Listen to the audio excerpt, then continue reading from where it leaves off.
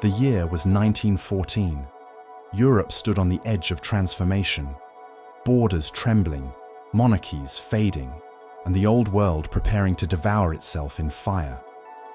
But before the first gun was fired, before the skies filled with smoke and the trenches carved through the earth, something far older began to disappear. Something invisible, yet deeply human.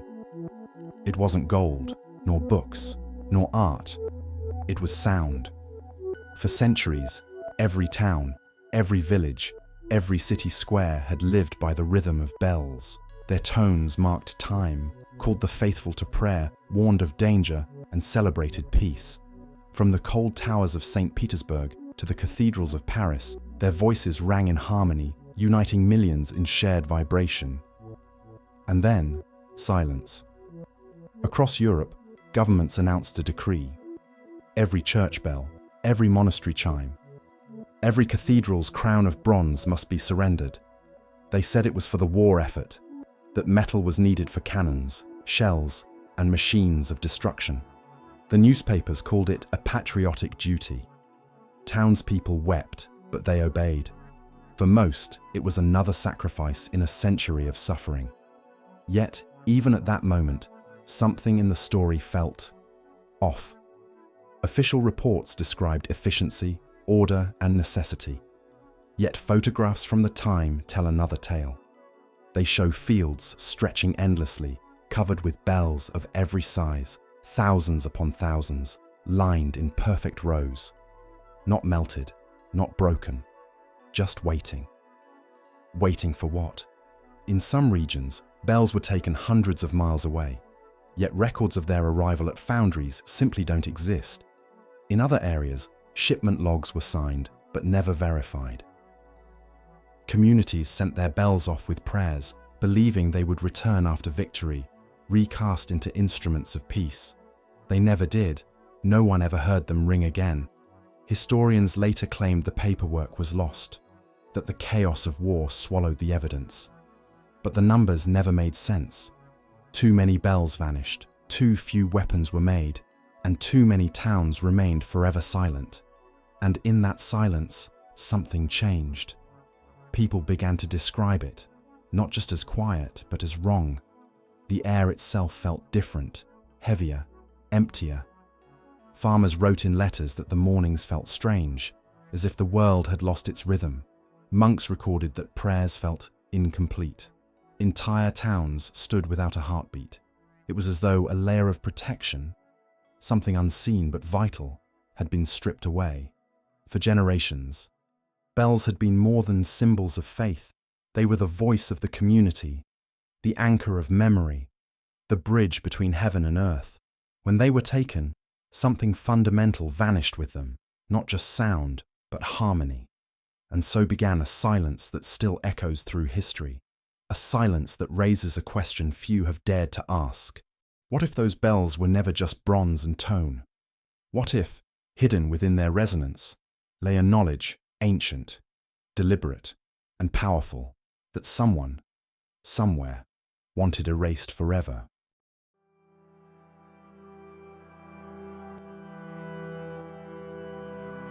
When the Great War began, governments across Europe moved with astonishing speed. Church towers were surveyed, cathedrals inspected, and in a matter of weeks, a new decree spread from city to countryside. All bells must be surrendered to the state. The reason sounded logical, even noble. They said the bells would be melted down to produce cannons, artillery shells, and other instruments of war. Each town was asked to contribute its share of bronze for the defense of civilization. Posters appeared overnight. Your bell will become our victory. Sacrifice sound for freedom. In Paris, Berlin, Vienna, and Rome, priests and mayors stood before their people, reading the same proclamation. The bells that once called you to worship must now serve your country. And so, in the name of duty, the process began. Townspeople gathered in their squares, watching as ropes were tied, as cranes groaned, as centuries-old bells were lowered from their towers. Many cried, some prayed, some stood in silence as if attending a funeral, because for them, It was. These were not mere objects of metal. They carried memory, the echo of weddings, funerals, births, wars survived, and peace reclaimed. Every note a piece of history cast into bronze. Still, the officials said, this is necessary. War demanded metal, and the church's bronze would save lives. Records show that from 1914 to 1918, hundreds of thousands of bells were taken. France alone lost more than 40,000. Germany, nearly all of them. Austria-Hungary, stripped bare. It was a continental harvest of sound. Foundries were instructed to melt and recast them immediately. Municipalities were ordered to document every collection, every shipment, every transformation. The archives are full of these papers, stamped, signed, and sealed. On the surface, it all looks convincing, but when you begin to read between the lines, the story starts to fracture. Because in many cases, the foundries never reported receiving the bells. Shipments listed as en route were never confirmed as delivered. Entire trains of cargo simply disappeared from records as if swallowed by history. And when the war finally ended and peace returned, something deeply strange became clear. While statues were rebuilt, monuments recast, and weapons dismantled, the bells never came back. Not even 1 in 10 was replaced. Some towns wrote to governments for years, asking when they would receive new bells. Replies were polite but hollow. Resources are limited. We will send replacements soon. But soon never came. Decades passed. The towers remained empty. The silence remained. Official historians explain this as bureaucracy, the chaos of post-war economies, the difficulty of rebuilding. They call it inefficiency, lack of funds, or industrial prioritization. But the pattern is too precise to ignore.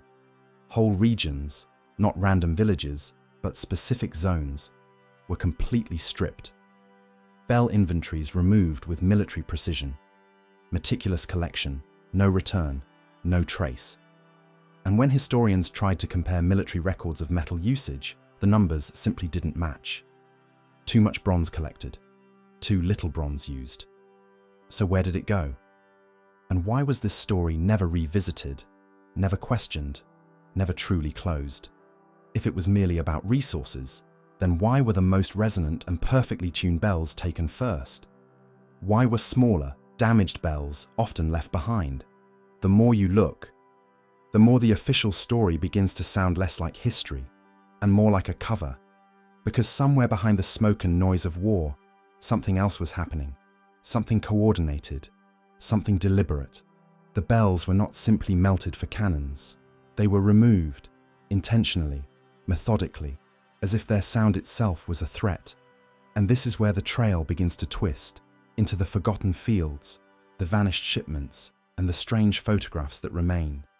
For if the official story was about metal, then what were they really silencing?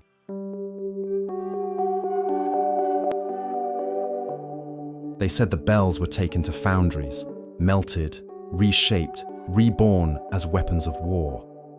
But the photographs tell a different story. Grainy, sepia images from the early 1900s show something unsettling. Vast open fields, horizon to horizon, covered in bells, hundreds, thousands, some cracked, some perfect, some as tall as men, all silent. They were stacked in rows, neat, deliberate rows, not chaos, not scrapyards, ordered, labeled, arranged. And yet, when researchers tried to locate these sites decades later, none of them existed. No records of where the photographs were taken. No foundry logs showing what happened next. No shipment manifests. Nothing. It's as if those fields had simply dissolved into the soil, and with them, a part of history itself. Eyewitnesses, few who were alive to tell, remembered the site vividly. In one account from southern Germany, an old woman recalled being a child when soldiers came for her village's bells. "They took them to the next town," she said, "but they didn't melt them. I saw them lying in the fields. They were lined up like soldiers, waiting for orders. Waiting."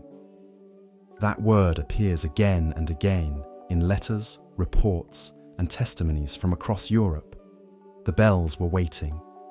For what? No one ever explained. Some communities even claim to have heard faint ringing at night when wind passed through the empty fields, a sound that should have been impossible. Farmers spoke of animals refusing to graze near them. Priests described strange unease, as though the ground itself hummed beneath their feet. When the war ended, the fields were gone. The bells, gone. The towns that once held their memory, silent. It would have been easy to dismiss this as wartime confusion, except for one problem. The fields appear in official photographs. Government archives contain the evidence, clearly dated, clearly labelled. Yet, when those archives were digitized after World War II, the photos vanished. In many countries, even the physical negatives are missing. What kind of accident erases history in every nation at once? And there's more. In the few photos that survived, in private collections and forgotten museums, historians have noticed something disturbing. The bells in those fields were not randomly placed. They were aligned, in straight lines, in grids, sometimes forming geometric shapes, circles, crosses, lattices that only make sense when viewed from above. Coincidence, logistics, or intention?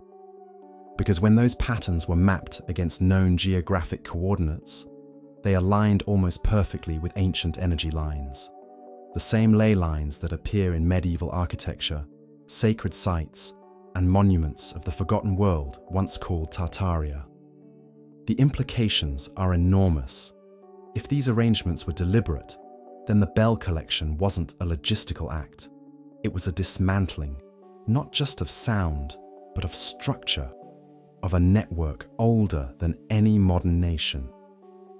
And the bells themselves, not weapons of war, but instruments of something far greater. In the fields where sound went to die, a silence was born, a silence that still stretches across continents, echoing the question no historian can answer. Why were they arranged that way? And who gave the order?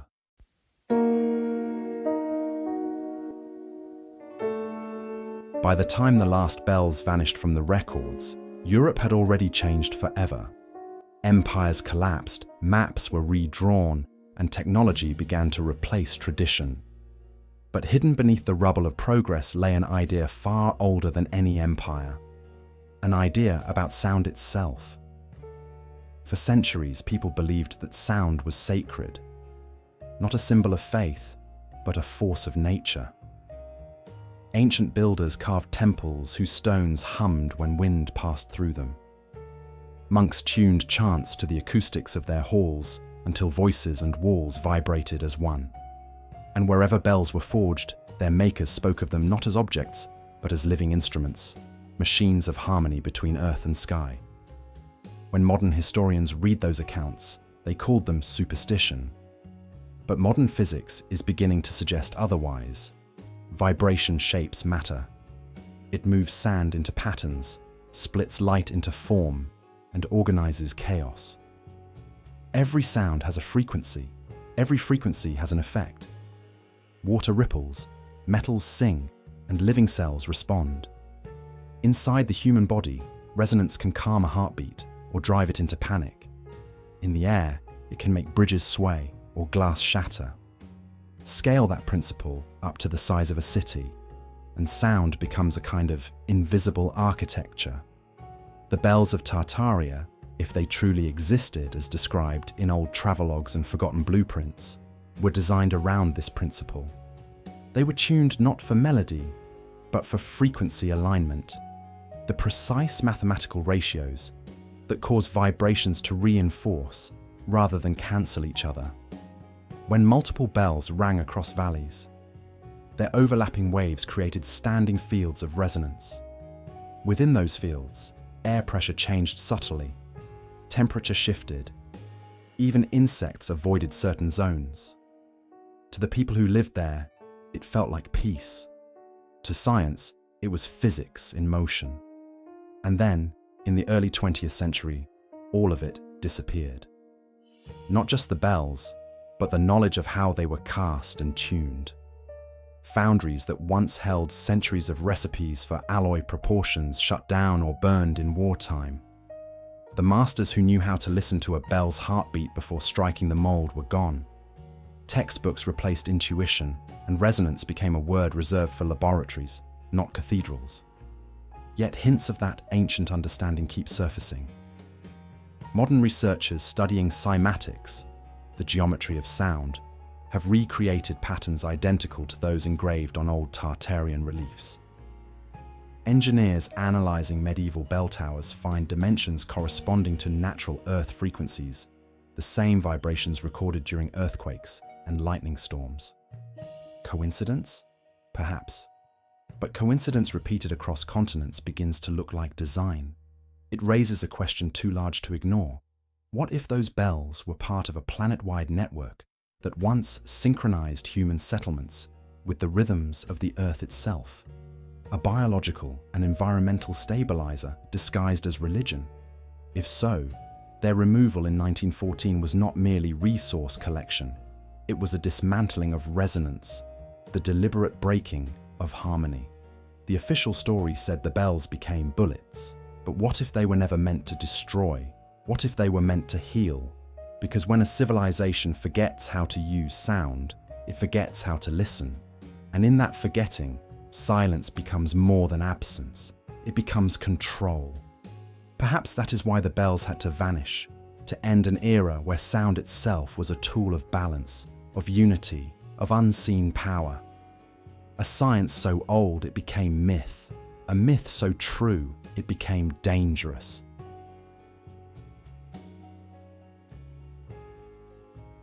To understand what the disappearance of the bells truly meant, we have to travel backward. Not to 1914, but to the age of architects who designed with sound in mind. Long before electricity, before radio, before any concept of electromagnetic fields, builders in the vast region once called Tartaria seemed to know that vibration could shape space. Their cities were not random clusters of stone and brick. They were resonant machines, instruments the size of civilizations. Look at the old maps. Across Eurasia, from the Baltics to Mongolia, you find spires, domes, towers, and bell structures spaced with almost mathematical precision. When their coordinates are plotted, patterns emerge, symmetrical, geometric, rhythmic. They align with rivers, mineral deposits, and magnetic anomalies. Modern surveyors have noticed that the distances between major Tartarian sites often correspond to harmonic ratios found in music. Octaves, fifths, thirds. It's as if the builders were tuning the land itself. In every great city of that forgotten empire, bells stood at the center, not as decoration, but as the heart of the design. The surrounding architecture, arches, colonnades, and copper domes amplified and directed their sound. When multiple towers rang in sequence, waves of low vibration rolled across streets and fields like invisible tides. Residents described it as a breathing city, a place that seemed alive, pulsing gently under the rhythm of the bells. We think of resonance as metaphor. For them, it was infrastructure. Travel diaries from the 17th and 18th centuries mentioned strange phenomena: air that felt lighter near the towers, crops growing faster in the ringing zone, illnesses less common where bells were rung daily. Most historians dismiss those accounts as exaggeration, but they are consistent. Too consistent. Different languages, same observation. Sound shaped life. Even the metals mattered. Tartarian bells were cast from precise mixtures of bronze, tin, silver, and trace minerals known today to respond to geomagnetic flux. When struck, They didn't just emit tone, they vibrated with the subtle electrical field of the earth beneath them. The city became a tuning fork. The people inside, the resonators. At the edges of this civilization, travelers recorded vast complexes of towers spaced across valleys and mountain ridges. Each tower tuned to a specific frequency, together forming what modern researchers now call the acoustic grid.